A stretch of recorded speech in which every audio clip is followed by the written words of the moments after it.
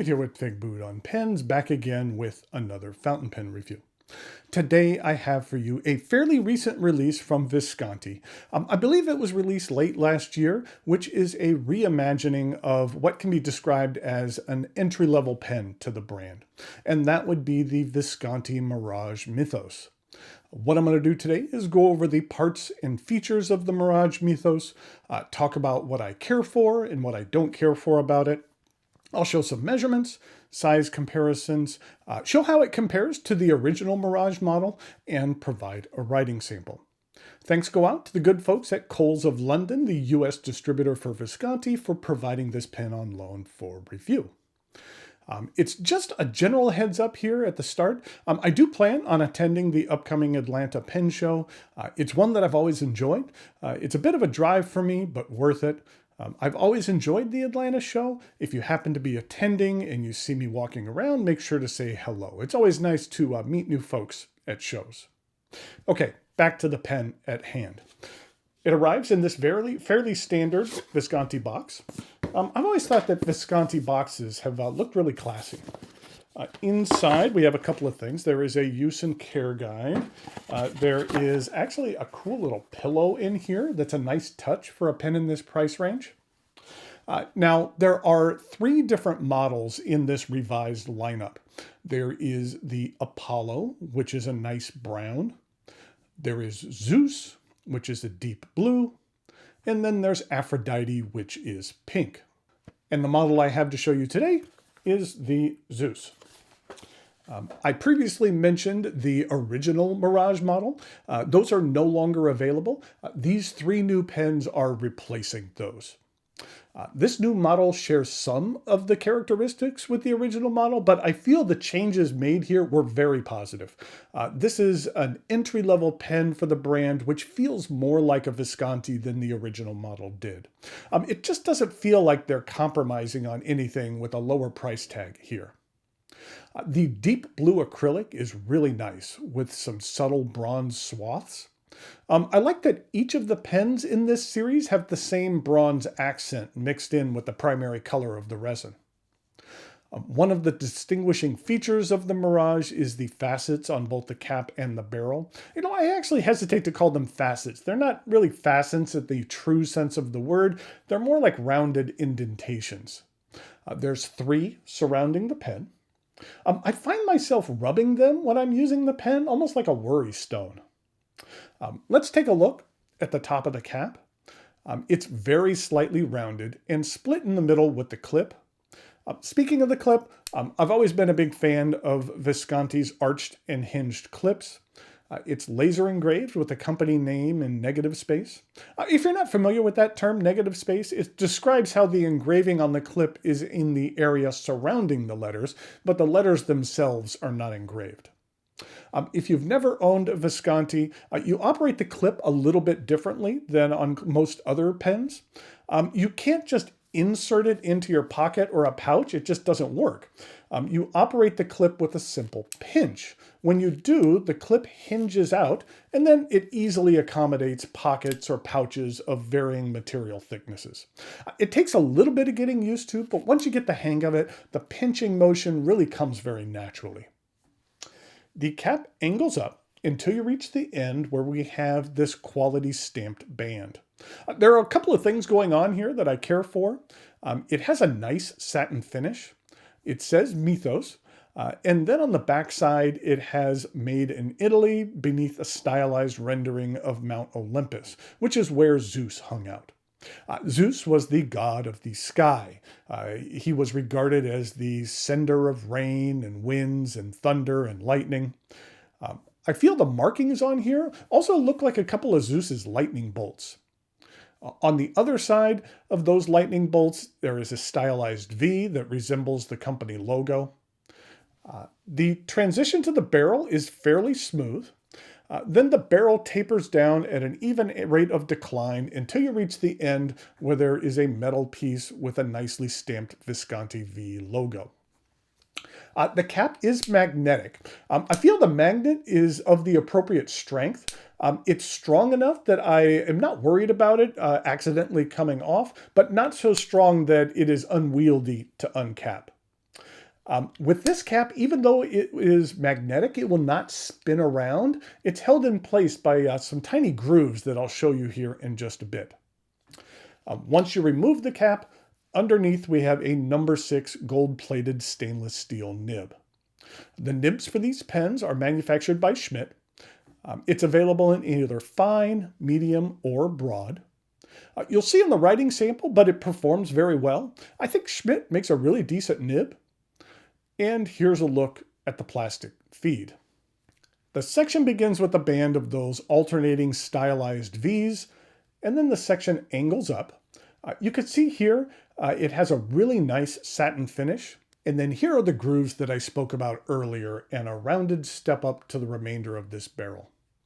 A few things about this section. The band on the end doesn't impede my grip. It really does a good job of keeping my grip from slipping off the end of the section. And I'm very fond of this satin finish. I wish that more manufacturers would do this. While a metal section might look nice, most tend to be a bit slippery and can be very annoying. With this section having this satin finish, it significantly reduces the slickness of this metal section. Plus, I think it looks nicer than a shiny reflective metal. This pen is long enough to use unposted. The cap does post, but it can be a little bit awkward.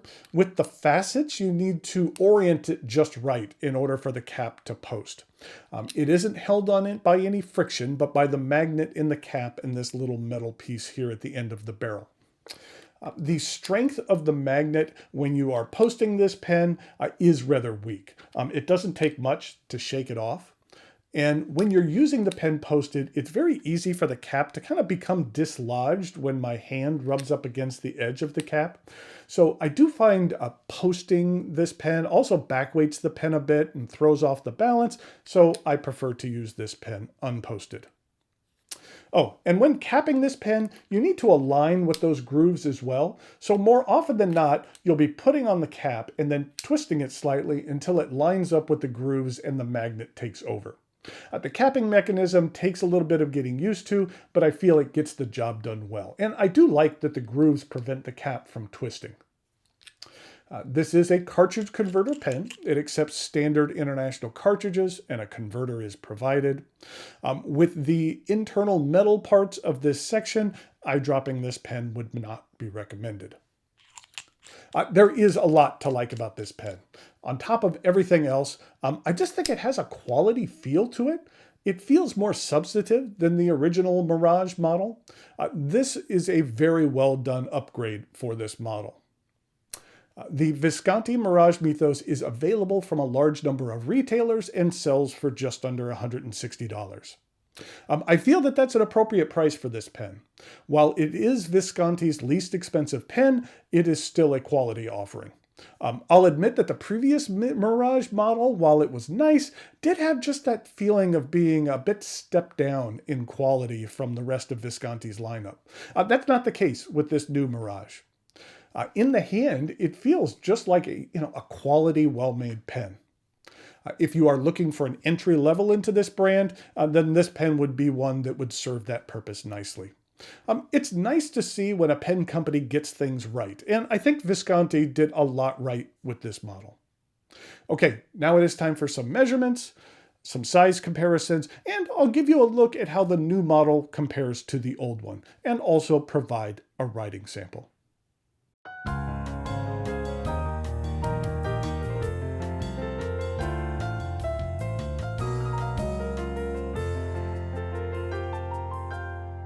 Here we go with some size comparisons for the Visconti Mirage Mythos. I wanted to give you another close-up look at that material, as well as the copper that goes through there. Like I mentioned, it's just a really well-done pen. I said that I would show you a comparison between that and the original Mirage model. Basically, some of the biggest differences, it's a much nicer clip. I would say the resin is much nicer as well. It's slightly longer here at the end. I don't know if that has to do with that tip there, but it's slightly longer. And then also something that slightly annoyed me on this model, it's a little hard to see, but the gap in between the edge of the band and the barrel was just a little bit more than I cared for. and that's been significantly reduced on the newer model. So a lot of the changes are really, really nice, and so I was pleased with what they have done here.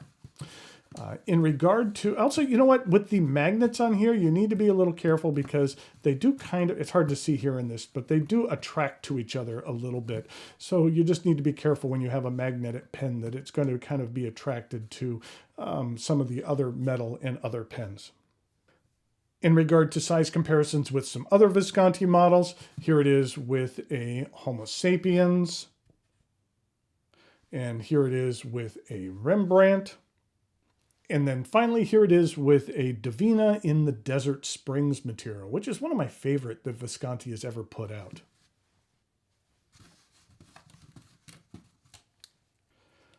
In regard to some non-Visconti pens, here it is with a Montblanc 146, and here it is with a Lamy Safari, and then finally here it is with a TWSBI VAX 700, and this would be the Irises version.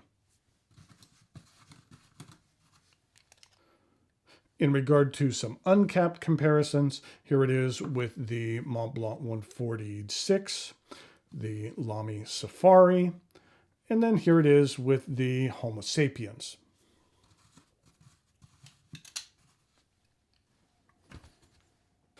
You know, I wanted to give you one more look at this satin finish on this section as well. I just really like it. And like I said, I really wish other manufacturers would use that satin finish on there. It really does a good job of making the section considerably less slick. And I think it looks nicer as well. But here we go with the writing sample. So we have here the Visconti. And this is the Mirage Mythos, or Mythos. And this particular one was the Zeus. This is a medium stainless steel nib. And the ink I'm using is one of my favorite inks from Visconti, which is Visconti Turquoise.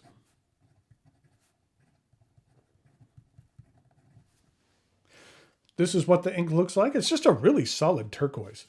This is what it looks like in comparison to Pelican turquoise. It's a little more saturated. And then here it is with Pineider turquoise as well.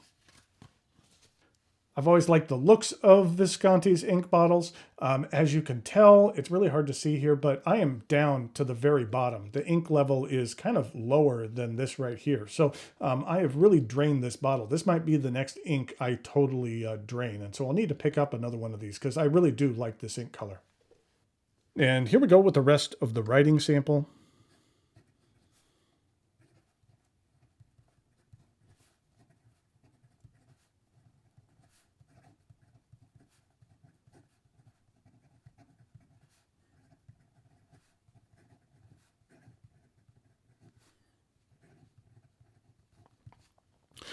This Schmidt nib is very pleasant. You can get a bit of line variation out of here. For a steel nib, I wouldn't consider it to be extremely stiff. For a medium nib, the ink flow is rather generous. In regard to reverse writing,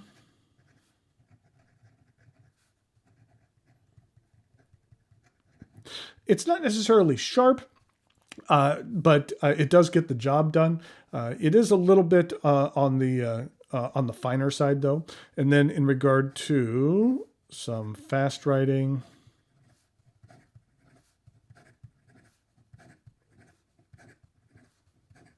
the feed has no issue in keeping up. So there we have the Visconti Mirage Mythos Zeus. As I said in the review, I was really impressed with this pen. I think all of the changes they made to it from the original model were fantastic, and that this is a really good entry-level pen into the Visconti brand. And it's just a good pen for the price. So if you're looking for a pen in that $150, $160 price range, then this is definitely one to take a look at because I've been impressed by it. Okay, until next time, thanks for watching, and I'll talk to you later.